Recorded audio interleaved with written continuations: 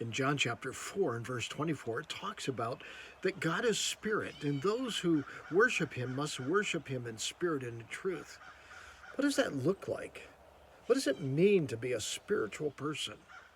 Does it mean doing religious things? Does it mean saying prayers, certain prayers?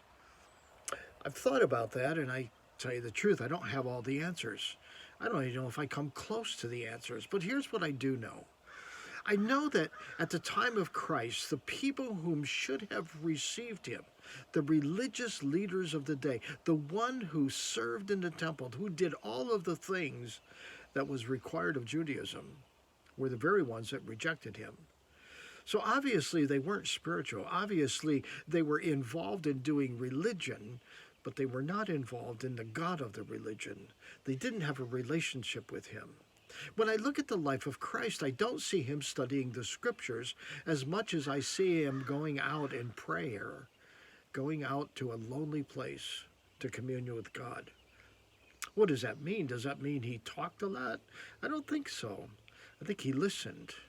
I think he listened and communicated and talked with God in a way that, well, maybe was more conversational than what we think of when we think of prayer. I want to be a spiritual person. I hope that you do too. But part of being spiritual is about sitting and being quiet. And in our busy world, that's hard to do. It's not about saying certain prayers, although prayers are good, but that's not the answer. It may be part of it. I think the biggest thing for all of us to do is learning how to be quiet before God. And part of being quiet is being able to hear. And that, I think, has a lot to do with being spiritual, listening. My challenge to you and to me is to find ways to be spiritual. If you're not sure what that looks like, ask God. What does it look like to be spiritual today? Because maybe it's going to be different tomorrow. Think about that, would you, as you go through your day?